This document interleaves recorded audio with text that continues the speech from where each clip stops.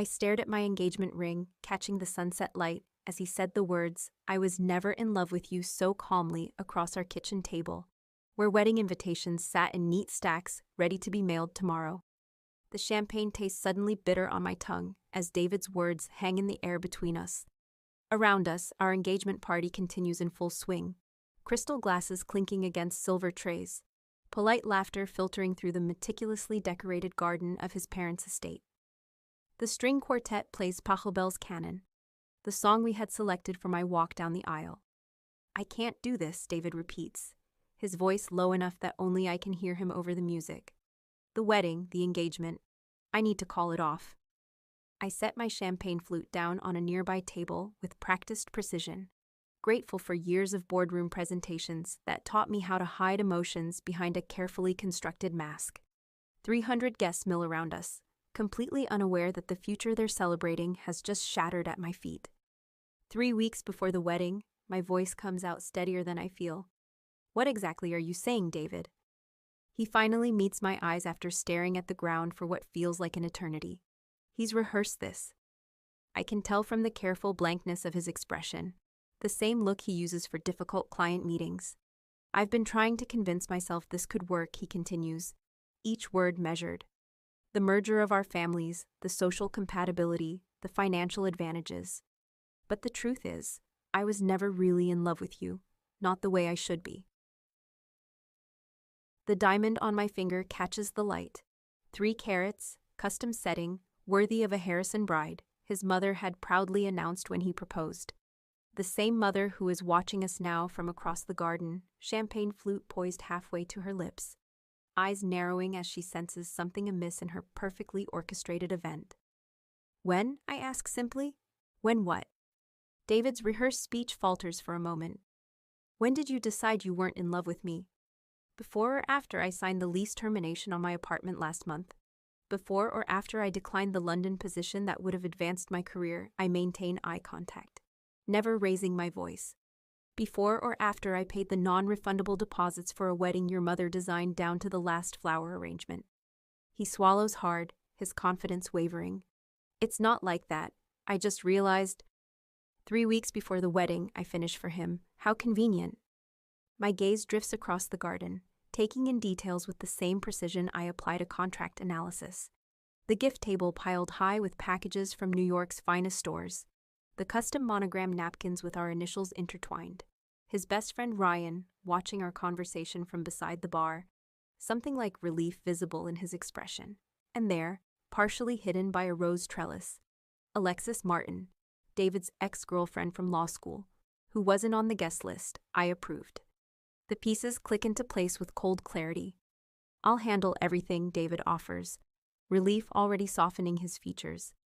"The cancellation announcements, returning the gifts, you don't need to worry about any of it." "How considerate," I murmur, turning the engagement ring on my finger. The ring that matches the bracelet his mother insisted I wear today.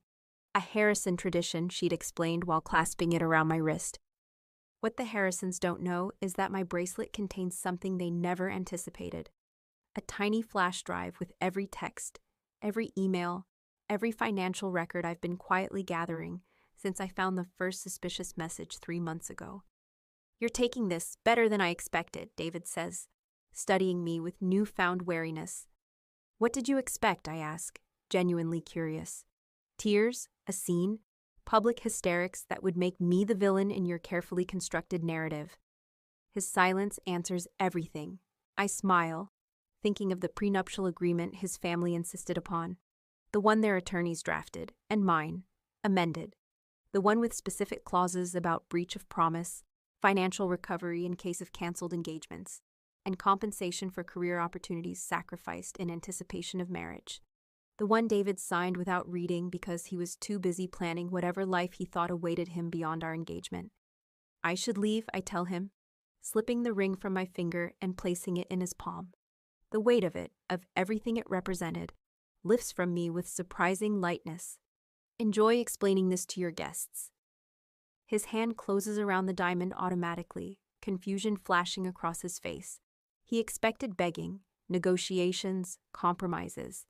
He doesn't realize that the true negotiation is yet to come. As I walk through the garden, head held high, I can feel the whispers beginning. David's mother makes a move to intercept me, her perfect society smile already fixed in place. But something in my expression stops her cold.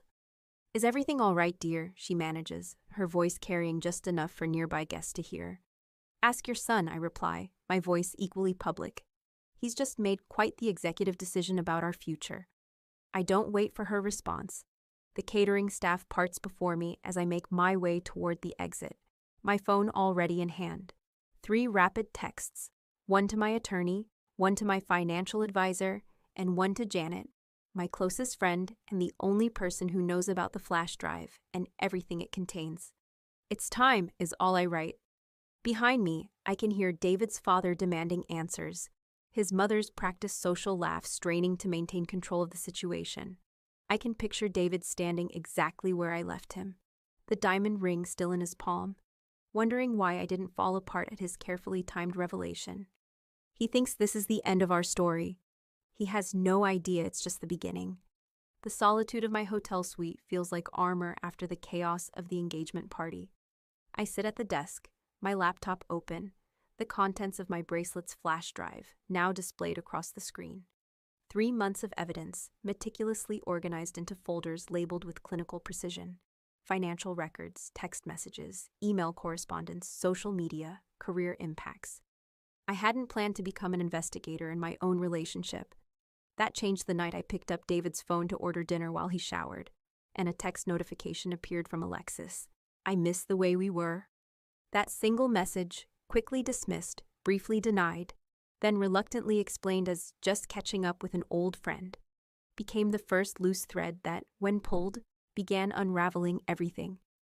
I opened the text messages folder first. The screenshots tell their own story, chronologically arranged from innocent-seeming reconnections 3 months ago to increasingly intimate exchanges. Alexis. "Remember that weekend in the Hamptons, before everything got complicated?"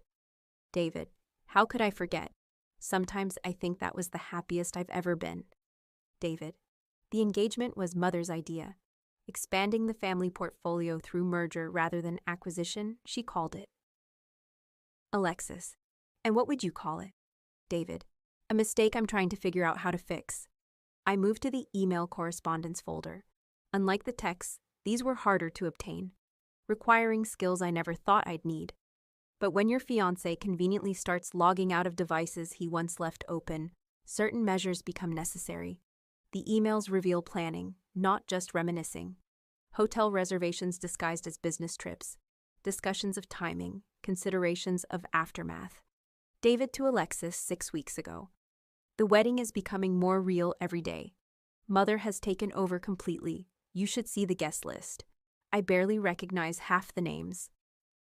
Alexis to David 5 weeks ago. "You always said you'd find a way back to me. I'm starting to believe you." David to Alexis 4 weeks ago. "After the London deal closes, that's when it makes the most sense. Everything will be in place." The London deal.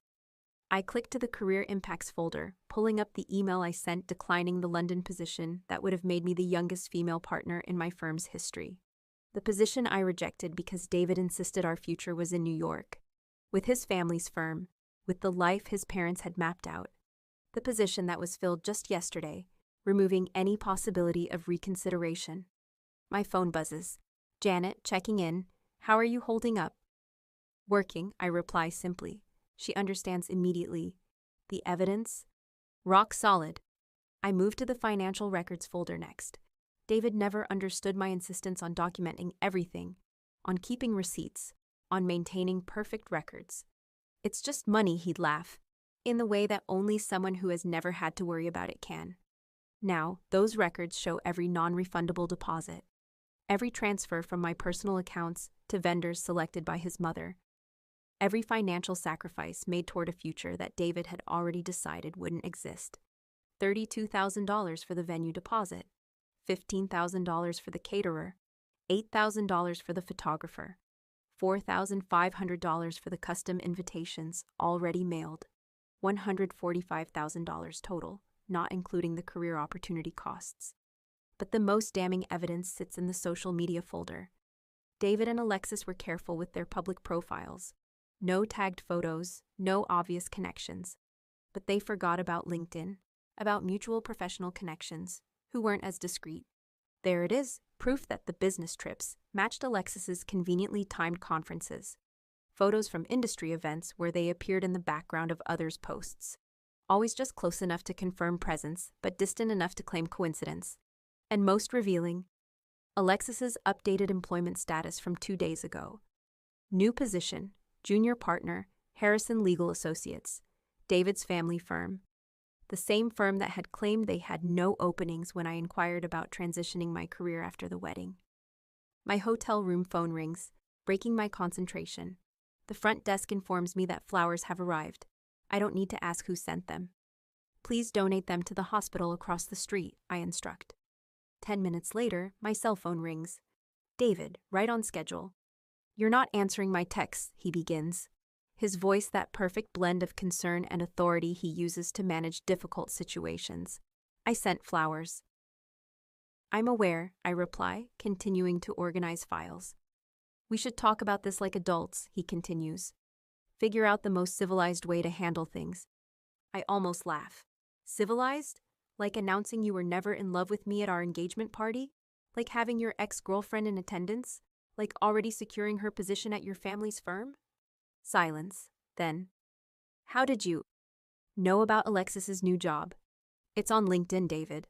Maybe advise her to update her privacy settings. More silence. I can almost see him recalculating, adjusting his approach. Look, his voice softens. I never meant to hurt you. These things happen. People grow apart. We can make this painless if we're both reasonable. There's that word again. Reasonable. The word powerful men use when they want compliance without consequence. I've already been reasonable, I tell him. I've been reasonable for 3 months while you planned your exit strategy. Now it's time for something else. What does that mean? Wariness enters his tone. It means you should review the prenuptial agreement, particularly sections 12 through 15. The prenup? That doesn't even apply, we haven't married yet. The agreement your family insisted upon has specific provisions regarding broken engagements, documented financial investments, and career opportunity costs. Your family's attorneys were quite thorough. I pause. Mine were more so. Another silence, longer this time. This isn't like you, he finally says. You have no idea what I'm like, I reply calmly. You never did. I end the call before he can respond. Returning to my methodical organization, my phone immediately buzzes with texts. David, please be reasonable. Don't do something you'll regret. David, let's meet tomorrow. Talk this through. David, my family's legal team will fight this. I don't respond. Instead, I send a message to my attorney with the completed evidence files attached. Ready when you are, I write. As I close my laptop, I catch my reflection in the hotel room mirror. I look different somehow, clearer. The woman who spent months collecting evidence while smiling through wedding plans. The woman who documented betrayal while discussing flower arrangements.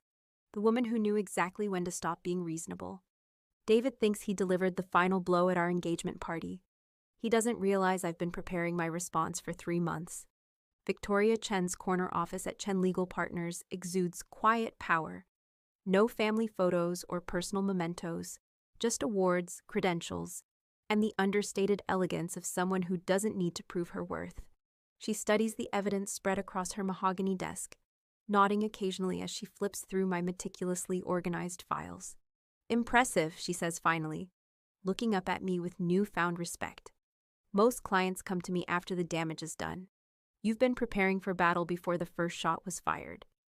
I sit perfectly straight in the leather chair across from her, my posture betraying nothing of the sleepless night behind me.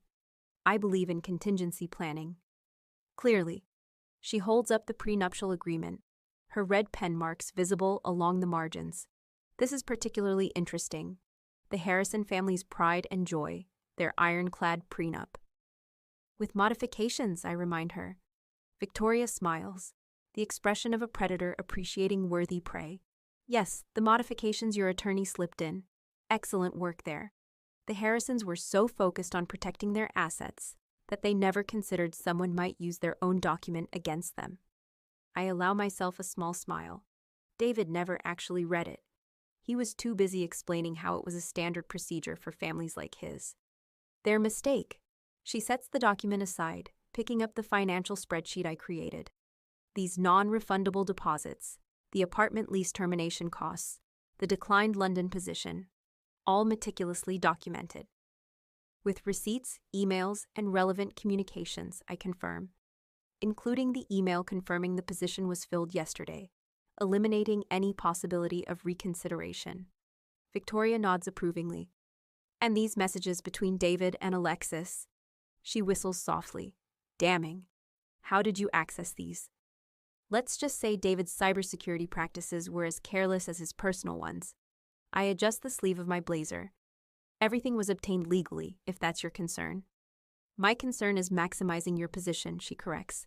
And you've given me excellent leverage. She leans back, studying me. What exactly do you want out of this?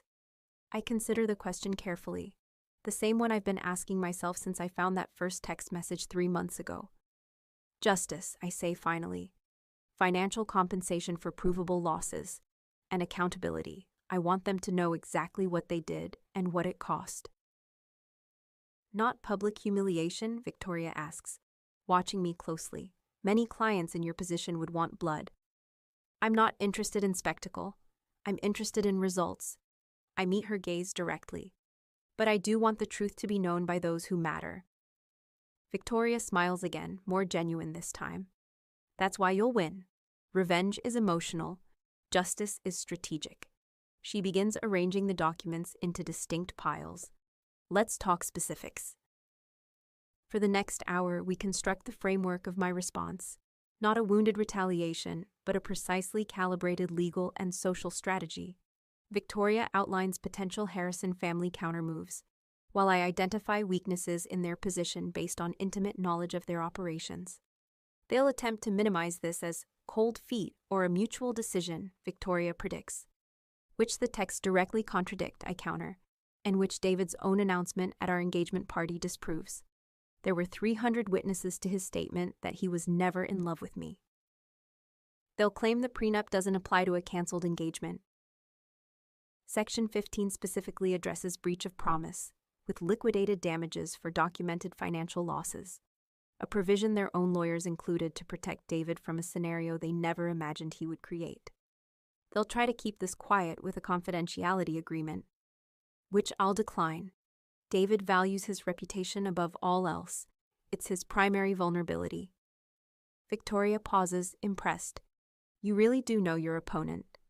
I was going to marry him, I remind her. I made it my business to understand what mattered to him. My phone buzzes. An email from David's mother. I show it to Victoria without opening it. Right on schedule, she notes. The family matriarch enters the game. Want to bet it's a lunch invitation to sort things out privately? I open the email. Victoria's prediction is exactly right. An invitation to meet at their country club tomorrow, phrased as concern for my well-being, but thinly veiling damage control. Accept, Victoria advises, but push it to Wednesday. Make them wait just long enough to worry, not long enough to formulate a new strategy. I compose a brief, polite response, accepting the invitation for Wednesday instead of tomorrow, citing prior commitments that don't actually exist. Perfect, Victoria approves. Now let's discuss the financial calculations. I suggest we start with a demand letter outlining the breach of promise claim, attached to an invoice for documented expenses, plus the estimated value of your lost career opportunity. And Alexis's new position at Harrison Legal?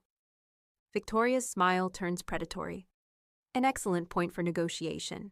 Equal opportunity violations are particularly damaging for firms of their stature. As we finalize our approach, my phone buzzes again. Janet checking in. David's been calling me. Wants to know if you're doing something rash. I show Victoria the message. They're getting nervous, she observes. Good. I suggest you maintain complete silence with him for at least 48 hours. Let him imagine worst-case scenarios. And his mother on Wednesday? Listen more than you speak. Take notes. Make no commitments. Victoria begins packing the documents into her briefcase. And wear something impeccable. Power dressing matters in psychological warfare. As I leave her office, Victoria calls after me. One more thing. The Harrison family reputation relies on their carefully curated image. They'll do almost anything to protect it. I'm counting on it, I reply. Back in my hotel room, I spread the documents across the desk once more. Not in grief or anger, but with the cool precision of a general reviewing battle plans. My phone shows 17 missed calls from David, 5 from his mother, and even 1 from his father. None of which I'll return. Instead, I call Janet. I need a favor, I tell her. Information about who's attending the Barton Foundation Gala next week. What's the charity event? Why? Because the entire Harrison family will be there, along with everyone who matters in their social circle. I review Victoria's notes as I speak, and I need to secure an invitation. You're planning something, Janet observes. No, I correct her. I'm executing something. There's a difference. As night falls, I review each document one last time before carefully returning them to their folders. The foundation is laid. The strategy is set. The pieces are in motion. David thinks our story ended with his announcement. He doesn't realize we've only reached the first act. The Harrison family's country club radiates old money from every polished surface. I've been here countless times over the past year, always as David's accessory, always with his mother's appraising eye tracking my every move, noting each small failure to meet unspoken standards. Today, I enter alone. The navy Chanel suit I've chosen is both elegant and severe, a suit for business, not reconciliation. My heels click against the marble floors with metronome precision as the maitre d' leads me to the private dining room. Eleanor Harrison rises when I enter, a practiced smile fixed on her face. The smile doesn't reach her eyes, which assess my appearance with cool calculation. She's alone, not the family gathering I'd anticipated. Alexandra, dear. She extends her hand, not for a shake, but in that peculiar half gesture the upper class uses to establish contact without commitment. Thank you for coming. I was so worried about you after Saturday's misunderstanding. Misunderstanding. As if David's public declaration was a simple confusion, rather than a calculated humiliation. Eleanor, I acknowledge, taking the seat across from her. No need for concern, I'm managing quite well. Her smile flickers slightly. She expected tears, dishevelment, desperation, signs that would confirm her view of me as inferior, unstable, unworthy of her son, even in rejection. David is absolutely devastated about how things unfolded, she continues, signaling for the waiter. He never intended to cause a scene. Interesting, I reply, opening my napkin with methodical precision. He seemed quite deliberate to me. The waiter arrives with champagne, already ordered, already poured. A power move meant to control the interaction before it begins. I leave my glass untouched. Men can be impulsive, Eleanor sighs, as if explaining natural disasters to a child, especially when pressured. Pressured, I repeat, maintaining neutral eye contact. Wedding plans, expectations, commitments. She waves her hand dismissively. It can all become overwhelming. I think what David needs is space to reconsider everything. Ah, there it is. Not an apology for her son's behavior, but a strategic retreat. A cooling-off period that would allow them to control the narrative while keeping me in suspended animation. I agree completely, I say, surprising her. David should take all the space he needs. Relief flashes across her face, quickly masked. I'm so glad you understand, dear. I always said you were a sensible girl. In fact, I continue, retrieving an envelope from my purse. I've prepared something to help with this transition period. How thoughtful, she murmurs, reaching for it. I place it on the table, just beyond her grasp. It's a formal invoice for all non-refundable wedding expenses paid from my personal accounts, along with documentation of career opportunities declined to accommodate the Harrison family's preferences for our future. Her hand freezes midair. I beg your pardon. $145,000 in direct expenses, I clarify, sliding a spreadsheet from the envelope, plus approximately $780,000 in career opportunity costs. Based on the London position, I declined at David's insistence. The position that was filled the day before he announced our engagement was over. Eleanor's composure slips for a fraction of a second before she recovers. Alexandra, surely you don't expect— I expect exactly what was outlined in the prenuptial agreement your family insisted upon, I interrupt smoothly. Particularly sections 12 through 15, addressing breach of promise and compensatory damages. Her eyes narrow. The prenuptial agreement was for marriage, not engagement. I encourage you to review the document, I suggest, sliding another paper from the envelope. Your family's attorneys included quite specific language regarding broken engagements. My attorney highlighted the relevant passages for your convenience. She doesn't touch the document. Instead, she takes a careful sip of champagne, buying time. When she speaks again, her voice has hardened. This is disappointingly mercenary of you, Alexandra. Is it? I pull out my phone, opening the text message folder. More mercenary than your son conducting an affair with his ex-girlfriend while planning our wedding. More mercenary than securing her a position at Harrison Legal, while telling me there were no opportunities for me there after marriage. Eleanor's face pales slightly. I don't know what David has told you, but— David has told me nothing, I cut in. His text messages, emails, and social media, however, have been quite informative. I place my phone on the table, screen up, displaying the most damning exchange between David and Alexis. The merger of our families through marriage was Mother's idea. A business transaction, not a relationship. Breaking it off after the London deal closes makes the most sense. Eleanor stares at the screen, then at me, reassessing. I am not the devastated almost bride she expected to manipulate. I am not playing the role assigned to me in their family drama.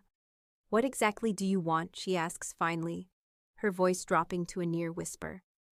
Exactly what I'm owed, I answer calmly. No more, no less. And if we refuse? I retrieve a final document from my purse, the formal demand letter Victoria prepared. Then my attorney will file this in court tomorrow morning. The full evidence portfolio will become part of the public record, including all communications regarding how the Harrison family views marriage as a merger and their son's fiancé as a business transaction. Her eyes widen slightly. The Harrisons have avoided public court filings for generations, preferring to handle everything behind closed doors, away from prying eyes and public records. You wouldn't— I would have preferred not to, I correct her. But then, I would have preferred not to be publicly humiliated at my own engagement party. Eleanor straightens her spine, shifting to her final strategy. The Harrisons have significant influence in this city. Your career, your reputation, are built on my own merits, I finish for her, which is why the London office has re-extended their offer as of this morning, with a considerable signing bonus to compensate for the inconvenience of their initial position being filled. This silences her completely. Her carefully constructed leverage, the social and professional consequences she assumed would keep me compliant, disintegrates before her eyes. You have until Friday, I inform her, standing up. After that, the filing proceeds. As I turn to leave, Eleanor finds her voice. David was right about one thing. You truly aren't what we expected. I pause, looking back at her. That may be the only honest thing your son has said in months. The walk back through the country club feels different. Staff members who once looked through me now watch with undisguised curiosity. The whispers have already started. Not about the abandoned bride, but about the Harrison family emergency meeting, called immediately after my departure. In my car, I check my phone to find 3 missed calls from David and 1 text. What did you say to my mother? I don't respond. Instead, I call Victoria. It's done. And, she asks, exactly as predicted. Initial shock, attempted manipulation, then threats. Perfect, Victoria sounds pleased. The demand letter? Delivered and explained. They have until Friday. They'll counteroffer Thursday afternoon, she predicts. Low at first, but they'll meet our terms before deadline. The Harrisons would rather pay millions than face public exposure. As I drive away from the country club, my phone buzzes with notifications. David, his father, even his family's attorney, all suddenly desperate to reach me. I silence the phone, focusing on the road ahead. Let them panic. Let them scramble. Let them feel a fraction of the uncertainty they plan to leave me with. David thought his mother would handle the situation. He's about to learn that some situations can't be managed by family connections and practice charm. The next 48 hours unfold with the calculated precision of a chess match. I sit in my hotel suite, watching the Harrison family scramble through the digital breadcrumbs they're leaving in their wake. Every move exactly as Victoria predicted, every reaction confirming our strategy's effectiveness. My phone hasn't stopped buzzing with calls and messages, not just from David and his family now, but from mutual friends, wedding guests, and society acquaintances, all suddenly desperate to understand what's happening. I respond selectively, strategically, letting certain information flow through carefully chosen channels. The first domino falls at exactly 9 a.m. when David's best man Ryan calls, his voice uncharacteristically hesitant.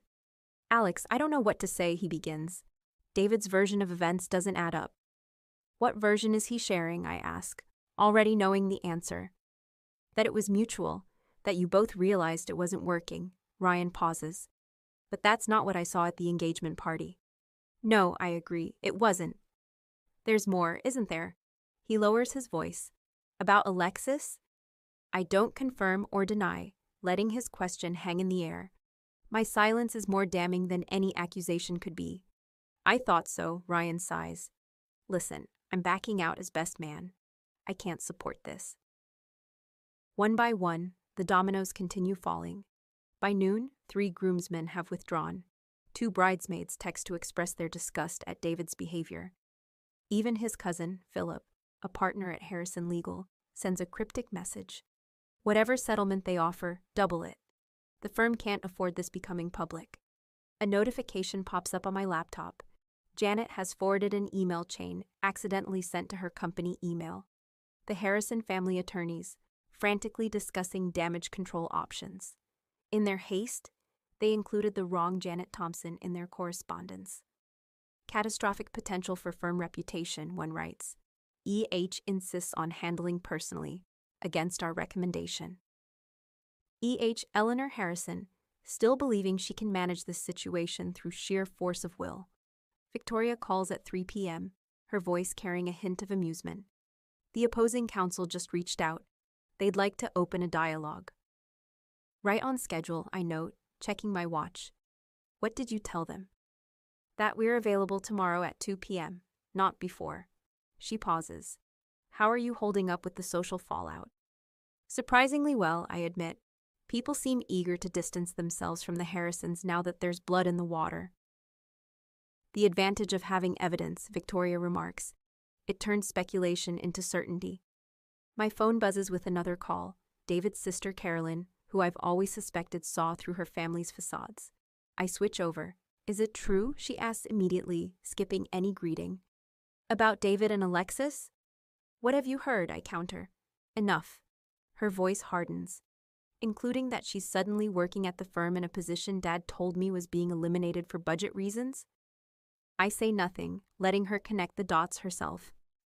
The charity gala is tomorrow night, she continues. The entire family is expected to attend, maintain appearances. Will you be there?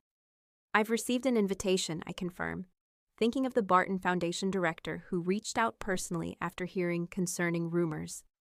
Good. Caroline's tone carries something new, respect perhaps, wears something unforgettable. After we hang up, I open my laptop to review the final piece of my strategy. The Barton Foundation Gala, where elite New York society will gather, where the Harrisons will make their first public appearance since the engagement party disaster, where carefully cultivated appearances matter more than reality, where I will ensure that certain truths become impossible to ignore. My phone rings again, Eleanor Harrison herself, finally breaking her silence after yesterday's confrontation. I let it go to voicemail, then listen to her message. Alexandra, her voice strains for its usual authority. This has gone far enough. We should discuss terms privately before things become unnecessarily complicated. A pause. Call me back, please. The please tells me everything I need to know about her current state of mind. At 7 p.m., my hotel room phone rings, the front desk informing me that David is in the lobby, insisting on seeing me. I decline the request and ask security to escort him out if necessary. 10 minutes later, my cell phone erupts with his texts. You have to talk to me. This has gone too far. My mother is impossible right now. Please, Alex, we can work this out. I forward the messages to Victoria without responding to him. She replies immediately, "Perfect. Keep ignoring him. He's spiraling." By evening, the situation has escalated beyond the Harrison family's control. Janet forwards me a message from a society columnist, seeking comment on rumors that the Harrison Chambers wedding was called off due to the groom's inappropriate relationship with a new Harrison legal employee. I don't respond to the columnist. I don't need to. The question itself indicates the narrative is already forming, with or without my input. Instead, I finish preparations for tomorrow's settlement meeting and gala appearance. The navy dress I've selected hangs on the closet door. Conservative enough for serious business, striking enough for evening, and carefully chosen to photograph well from any angle. My phone buzzes one final time, Victoria sending the latest update. Harrison Legal senior partners called emergency meeting tonight. Sources say they're discussing leadership concerns and reputational damage. I smile, thinking of all the times Eleanor Harrison dismissed my career as a charming hobby that I'd abandon after marriage. Of David assuring me there would be plenty of time for work later, when I expressed concerns about declining the London position. They never understood that the skills that made me valuable professionally, strategic thinking, meticulous documentation, calm under pressure, would be equally valuable against them. Tomorrow they'll begin to understand exactly what they've unleashed. As I prepare for bed, I notice an email from London, the official contract for my new position with a start date just 3 weeks away. Perfect timing for after the settlement is finalized. David thought he was freeing himself from an unwanted future. He didn't realize he was setting me free instead. Victoria's conference room gleams with understated power. No ostentatious displays, just clean lines and the quiet confidence of success. Unlike the Harrison family's preferred oak-paneled chambers designed to intimidate with tradition, this space speaks of precision and competence. I sit beside Victoria, my posture perfect. My navy dress a subtle reminder that I've already begun transitioning to my new life. Across the table, David shifts uncomfortably in his chair. Beside him, his father, William Harrison, maintains rigid composure while their family attorney shuffles papers with forced nonchalance. Eleanor Harrison is conspicuously absent. "Let's begin," Victoria states, not a question, but a command. "We've outlined our terms clearly. Has your client prepared a response?" The Harrison attorney clears his throat.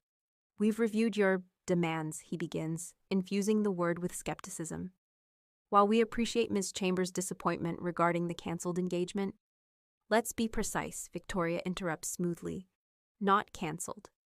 Unilaterally terminated by Mr. Harrison, who publicly stated he was never in love with my client, after accepting significant financial commitments and career sacrifices from her."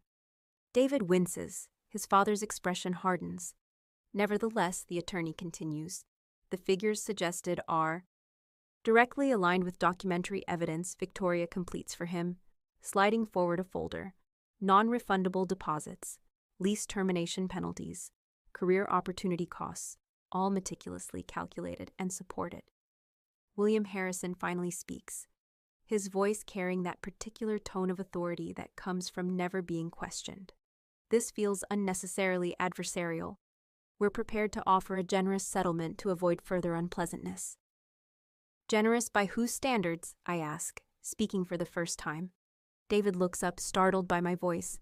"Alex, please, this doesn't have to be so." "What?" I meet his gaze directly. "Complicated? Embarrassing? Public? You should have considered that before your announcement at our engagement party." "That was impulsive," he begins. "I never meant—" To have Alexis Martin waiting in the wings, I finish for him. To have already secured her position at Harrison Legal, while telling me there were no opportunities for me there. To coordinate your timing with the closing of the London deal that eliminated my career alternative. The room falls silent. The Harrison attorney looks between David and his father, clearly hearing some of these details for the first time. "We have a proposed settlement," William Harrison interjects, nodding to their attorney, who slides a document across the table. Victoria reviews it, her expression unchanged. Then, without a word, she passes it to me. The figure is exactly half of what we demanded. "No," I say simply, sliding it back. David leans forward. Alex, be reasonable. I've been reasonable for 3 months, I cut him off. While you planned your exit strategy, while you orchestrated my professional isolation, while you prepared to humiliate me publicly. I gesture to the settlement offer. This isn't reasonable, it's insulting. We can negotiate, William offers, his tone less certain. Perhaps if you outlined what specifically. The full amount, Victoria states firmly. As documented. With the additional stipulation that Alexis Martin's hiring process be reviewed by an independent employment counsel. That's completely outside the scope, the Harrison attorney begins. Is it? Victoria raises an eyebrow. Creating a position for your client's mistress while denying the same opportunity to his fiancé seems relevant to the breach of promise claim, especially when documented in Mr. Harrison's own words. She slides her tablet across the table, displaying the email where David discussed Alexis's position with his father. The one where William responded, "Best to keep this quiet until after the wedding is called off." William Harrison's face drains of color as he recognizes his own words. You were both involved, I say quietly. This wasn't just David's decision, it was a family strategy. The silence that follows is deafening. David stares at his father, betrayal evident in his expression. William straightens his tie, a nervous gesture I've never seen from him before. We'll need to confer privately, their attorney manages. Of course, Victoria agrees. You have 30 minutes. After that, we proceed with filing. As they exit to a smaller conference room, Victoria turns to me. They'll accept. William Harrison can't afford the firm implications. And the gala tonight, I ask? They'll try to save face, she checks her watch, which gives us approximately 8 hours to ensure that's impossible. When they return, the shift in dynamics is palpable. William Harrison leads, his son trailing behind like a chastised child. The confident patriarch has been replaced by a damage control specialist. We're prepared to meet your terms, he announces without preamble, with a confidentiality agreement. No confidentiality clause, Victoria counters. Standard non-disparagement only. That's unacceptable, their attorney interjects. Our client requires. Your client publicly humiliated mine, Victoria states flatly. He forfeited confidentiality the moment he chose to make his feelings known at an engagement party with 300 witnesses. William's jaw tightens. What assurance do we have that Ms. Chambers won't use this to damage our reputation? None, I answer honestly. But I'm not interested in public spectacle. I'm interested in truth and accountability. The truth can be subjective, William suggests carefully. Text messages aren't, I remind him. Neither are emails or documented employment decisions. David finally speaks up, his voice hollow. Just sign it, Dad. It's over. The papers are prepared with remarkable efficiency. As William signs the final document, he looks at me directly for the first time. You would have made a formidable Harrison, he observes. I'm more formidable without the name, I reply. As they prepare to leave, David lingers behind. Alex, can we speak privately, please? I consider for a moment, then nod to Victoria, who steps outside. I'm sorry, he begins, once we're alone. Not just about the engagement, about everything. Alexis, it was a mistake. I got caught up in something that wasn't real. And yet you pursued it systematically for months, I observe, coordinating with your father, manipulating my career options, planning the exact timing of our breakup. He flinches.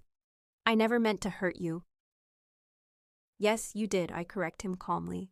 You meant to hurt me just enough to walk away guilt-free, to make me the unreasonable one, the emotional one, the one who couldn't handle rejection gracefully.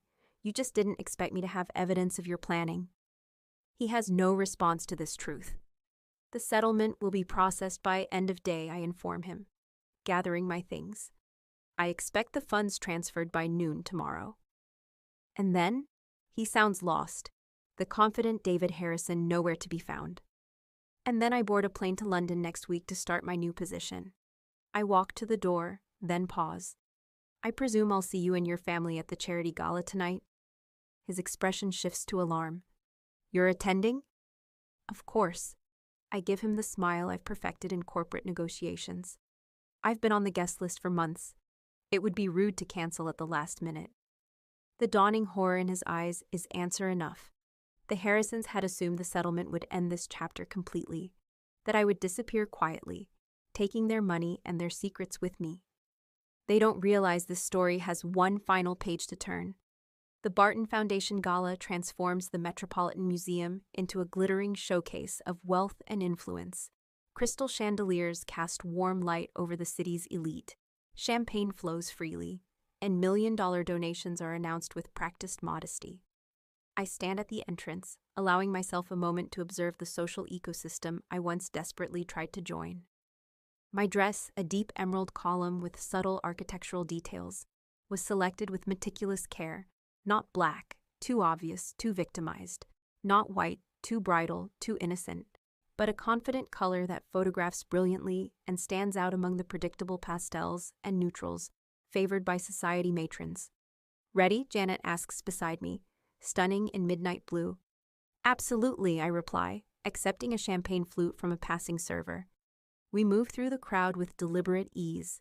The settlement money has already been transferred. Victoria confirmed it an hour ago. The paperwork is complete. The legal battle won. What remains now is the social reckoning, the truth that money can't contain. The whispers begin immediately. Heads turn, conversations pause. My appearance wasn't expected, despite my RSVP. The Harrisons had likely assured everyone I wouldn't dare show my face. Across the room, I spot them, the Harrison family tableau. David looking uncomfortable in his tuxedo, Eleanor maintaining rigid composure, William scanning the crowd with practiced nonchalance. They haven't noticed me yet, too busy performing normalcy for their social circle. Alexandra Margaret Barton, the foundation director, approaches with genuine warmth. "I'm so pleased you could join us, especially given the circumstances."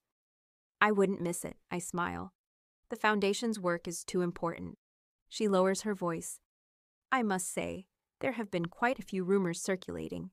If there's anything you'd like to clarify." "Only that I'm grateful for the support I've received during this unexpected transition," I reply smoothly, "and excited about my new position in London." "London?" Her eyebrows rise. "The Harrison firm is opening a London office?" "No," I correct her gently. "I've accepted a partner-track position with Wellington International. I leave next week." This information will spread through the room within minutes. The fact that I'm not devastated, not unemployed, not ruined by the broken engagement, it undermines the narrative the Harrisons have undoubtedly been cultivating. "How wonderful," Margaret squeezes my arm. "Though New York's loss is London's gain." As she moves away, I catch Eleanor Harrison's gaze across the room. She's spotted me now, her champagne glass frozen halfway to her lips, her practiced smile slipping for just a moment before she recovers. She whispers something to William, whose head snaps up, scanning until he finds me. I raise my glass slightly, a small acknowledgement. Not a challenge, not a threat, just a reminder that I exist, that I haven't been erased from the narrative. "The father looks like he swallowed something unpleasant," Janet observes. "Wait until he sees who just arrived," I murmur, nodding toward the entrance. Caroline Harrison, David's sister, makes her entrance, with Philip, his cousin and Harrison legal partner, beside her. They head directly toward us, ignoring Eleanor's sharp glance of disapproval. "Alexandra," Caroline greets me with a kiss on each cheek, deliberately public. "You look stunning." "Thank you for coming," I reply, the words carrying multiple meanings. Philip shakes my hand, his expression serious. "The settlement has been processed, all terms met." "I received confirmation," I nod, "though I'm surprised to see you here tonight." "Family obligations," he says wryly, "though I've tendered my resignation from the firm, effective next month." This is unexpected information. Another crack in the Harrison facade. I raise an eyebrow. "Let's just say certain leadership decisions have made my position uncomfortable," he explains quietly. "The board meeting yesterday was particularly illuminating." Caroline touches my arm. "David's here with Alexis," she warns. "Mother insisted. Something about controlling the narrative?" Of course. Eleanor would never allow David to appear alone after a broken engagement. It would raise too many questions, create too much speculation. Better to present the new couple immediately, to suggest the transition was natural, expected, appropriate. Perfect, I smile. Saves me the trouble of looking for her. Caroline's eyes widen slightly. You're not planning something dramatic, are you? Not at all, I assure her. Just a brief, polite interaction, hardly worth noticing. Unless you know what to look for. As the evening progresses, I move through the room with strategic precision, accepting condolences with gracious dismissal, sharing news of my London position with key influencers, creating the impression of someone thriving rather than devastated. Eventually, the moment arrives.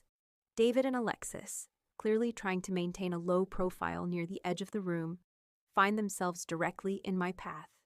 There's no way to avoid the interaction without creating exactly the scene they're trying to prevent. David, I greet him calmly. Alexis, congratulations on your new position at Harrison Legal. The timing worked out perfectly, didn't it? Alexis pales slightly. She's wearing a dress remarkably similar to one I tried on during wedding shopping, something David must have mentioned to her. Alexandra, David manages, his expression caught between guilt and fear. I didn't expect to see you here. I've been on the committee for months, I remind him. It would be a shame to miss it just because of a change in personal circumstances. Alexis shifts uncomfortably. We should find your mother, she murmurs to David. Of course, I step aside slightly. I'm sure Eleanor has everything under control. She usually does. I pause, letting the double meaning sink in. Until she doesn't. The color drains from David's face as he realizes the interaction is being observed by half a dozen influential gossips, all of whom will note Alexis's discomfort and my composure. I wish you both well, I add, smooth and professional. Though perhaps next time, David, consider reading the prenuptial agreement before signing it. Section 15 was particularly relevant. I walk away before he can respond, leaving him standing there with the woman he betrayed me for, surrounded by witnesses who will remember every detail of this interaction. Janet joins me at the bar. That was masterful, she murmurs, subtle enough to seem gracious, pointed enough to raise questions. I sip my champagne, watching as Eleanor Harrison makes her way toward David and Alexis, clearly having observed our interaction. The truth doesn't need dramatic revelations, I reply. It just needs the right context. By the end of the evening, the narrative has shifted. Not through any public accusation or scene, but through 1,000 small interactions. The way Caroline and Philip openly allied themselves with me. The way I spoke confidently about my future. The way David and Alexis couldn't maintain eye contact when certain questions were asked. And most tellingly, the way Eleanor Harrison, social sculptor extraordinaire, couldn't control the story unfolding in her own carefully cultivated world. As we prepare to leave, Victoria texts me, second payment confirmed, all terms met. It's done, I tell Janet as we step into the cool night air. How does it feel, she asks. I consider the question, looking back at the museum where New York society continues celebrating, where the Harrisons are now trapped in a narrative they can't control, where the truth has found its own path to revelation. It feels like justice, I answer. Not revenge. Justice. 1 year later, London wraps me in gentle autumn rain as I stand at my office window, 30 stories above the Thames. The city unfolds below, historic and modern, traditional and innovative, a perfect blend of what was and what could be. Unlike New York, London never demanded I fit into its social hierarchy. It simply offered space to create my own. My assistant knocks softly, entering with the afternoon's portfolio. The merger documents are ready for final review, she informs me. And Mr. Wellington would like to confirm dinner tomorrow to celebrate closing the Harrington acquisition. Thank you, Emma, I reply, accepting the folders. Please confirm the dinner. She hesitates at the door. Also, that reporter from Financial Times called again.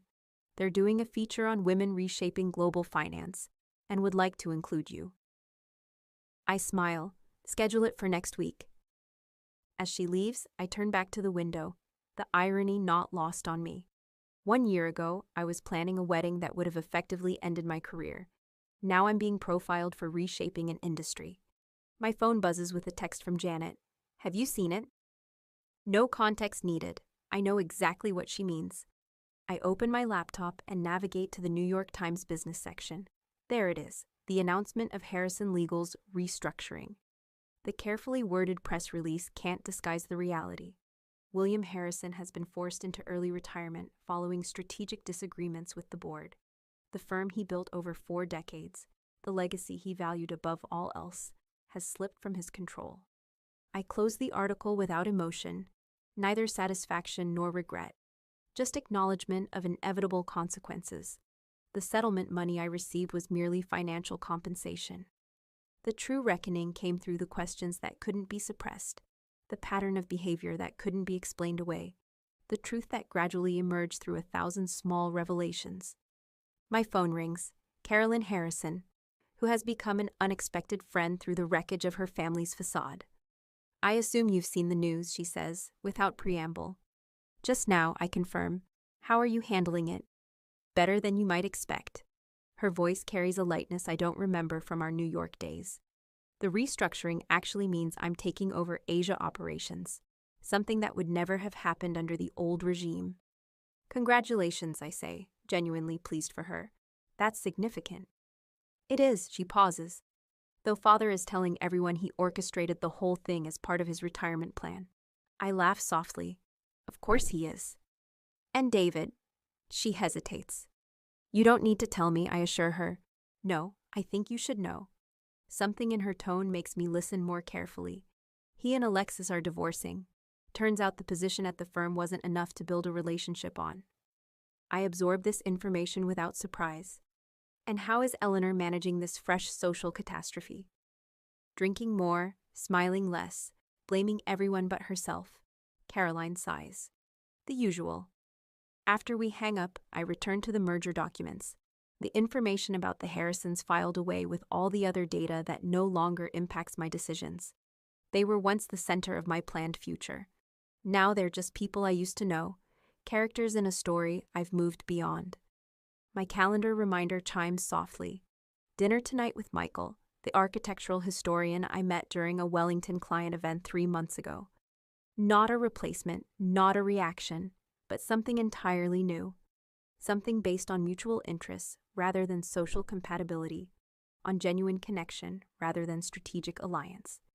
Outside my office, Wellington International continues its efficient hum, the firm that recognized my value, that offered partnership track based on merit rather than marriage, that never questioned my commitment because of my gender, the career I nearly sacrificed for a family that would never have valued it. I review the Harrington acquisition documents with focused precision. The same skills that once documented David's betrayal now build something constructive, a merger that will preserve jobs, create opportunity, expand possibilities. The strategic thinking that once planned my response to humiliation now shapes company futures.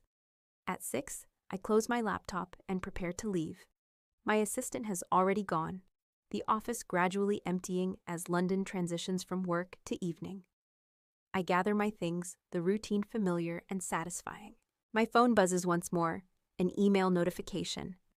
The London properties I've been considering have a new listing.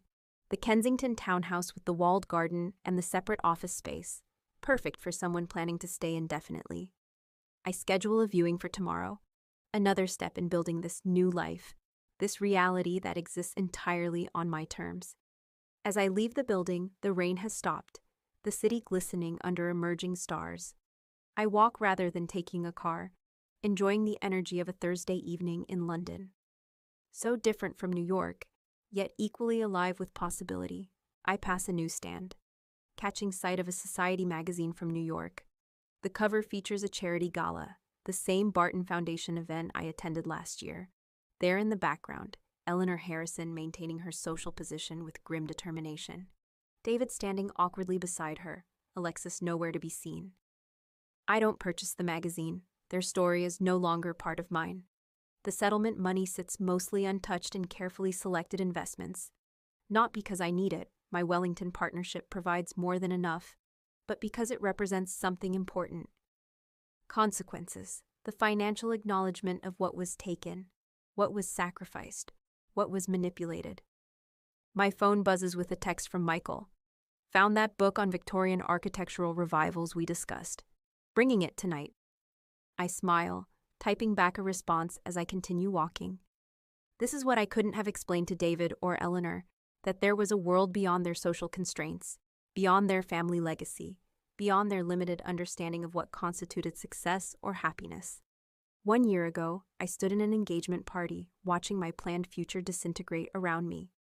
I heard the words, "I was never in love with you," and felt the ground shift beneath my feet. What I couldn't have known then was that those words weren't an ending, but a beginning. Not a rejection, but a redirection. Not a failure, but a freedom. David Harrison thought he was discarding something that had served its purpose. He didn't realize he was releasing something that would soar beyond his reach.